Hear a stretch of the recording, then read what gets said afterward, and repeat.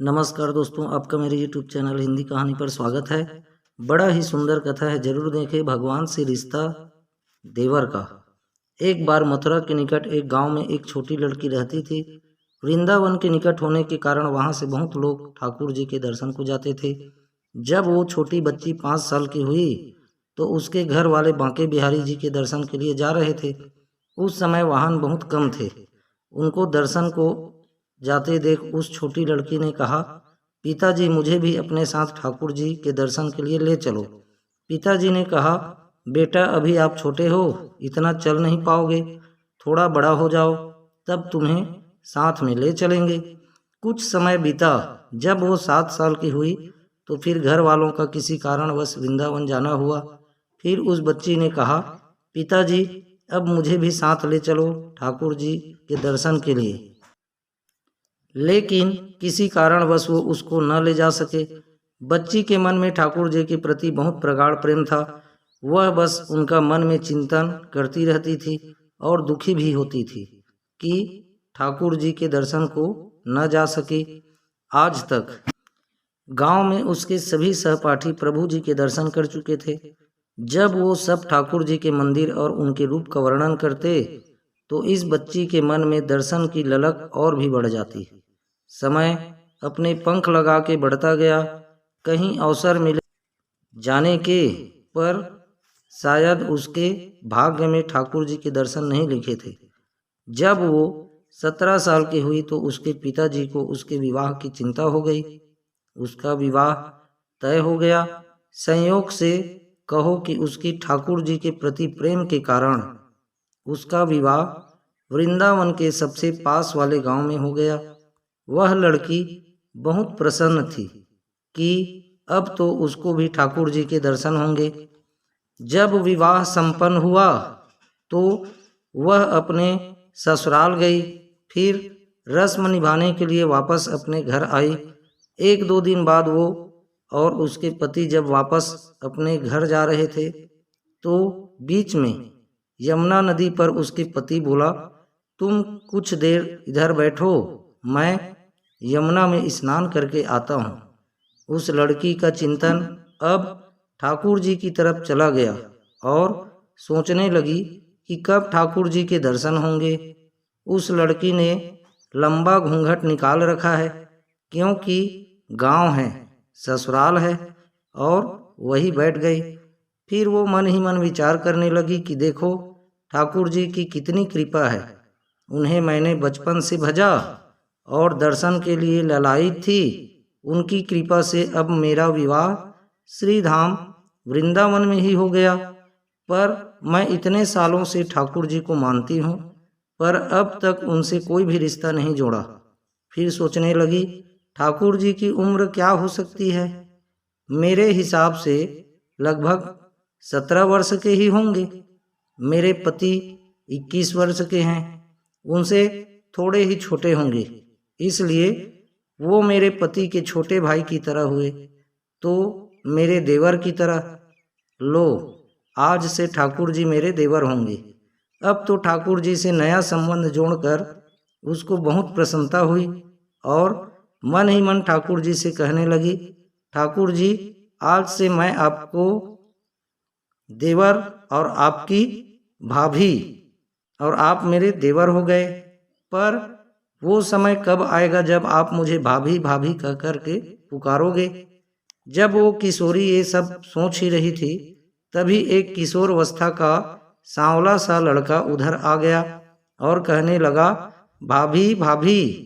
लड़की अचानक अपने भाव से बाहर आई और सोचने लगी, वृंदावन में तो मैं नहीं हूँ, ये भाभी कहकर कौन बुला रहा है?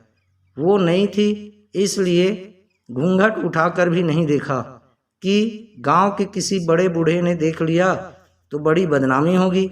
जब वह बालक बार बार कहता पर वह उत्तर ही न देती, बालक उसके और पास आया और कहा, भाभी नेक अपना चेहरा तो दिखाए दे। अब वह सोचने लगी, अरे ये बालक तो बहुत जिद कर रहा है, इसलिए उसने और कस के अपना घूंघट पकड़ कर बैठ गई कि कहीं घूंघट उठाकर देख न ले। भाभी आपने ये पर्दा क्यों रखा है? हम तो आपके देवर हैं। उस लड़की ने उसको एक नज़र देखा, फिर कहा, नहीं, हम आपको नहीं जानते, और घूंघट ओढ़ लिया। नहीं नहीं, हम आपको जानते हैं, आप उस गांव के हो ना, बस कुछ ही दूर में हमारा घर है। भाभी, अपना चेहरा तो दिखाओ। जब कह दिया ना हम आपको नहीं जानते, इनको पता चल गया तो बहुत मार पड़ेगी। भाभी, आप तो नाराज हो रही हो। देखो, हम आपके इतने प्यारे देवर हैं, आपसे मिलने के लिए इतनी दूर तक आ गए, और आप हो कि बात भी नहीं कर रहे हो। क्यों, आप हमसे मिलना नहीं चाहते थे? और इतना कहते ही उस लड़के ने घूंघट खींच लिया और चेहरा देखा और भाग गया। थोड़ी देर में उसका पति भी आ गया। उसने अपने पति को सब बात कही। पति बोला, चिंता मत करो, वृंदावन बहुत बड़ा थोड़े ही है। कभी भी किसी गली में लड़का मिल गया तो हड्डी पसली एक कर दूंगा, फिर कभी भी ऐसा नहीं कर सकेगा। तुम्हें जब भी और जहाँ भी दिखे मुझे जरूर बताना। फिर दोनों घर चले गए। कुछ दिन बाद उसकी सासू माँ ने अपने बेटे से कहा, बेटा देख, तेरा विवाह हो गया है, अब बहू मायके से भी आ गई, पर तुम दोनों अभी तक बांके बिहारी जी के दर्शन के लिए नहीं गए। कल तुम जाकर बहू को ठाकुर जी के दर्शन करा कर लाना। अगले दिन दोनों पति और पत्नी ठाकुर जी के दर्शन के लिए मंदिर जाते हैं। मंदिर में बहुत भीड़ थी। लड़का कहने लगा, देखो, तुम स्त्रियों के साथ आगे जाकर दर्शन करो, मैं आता हूँ। जब वो आगे गई पर घूंघट नहीं उठाती।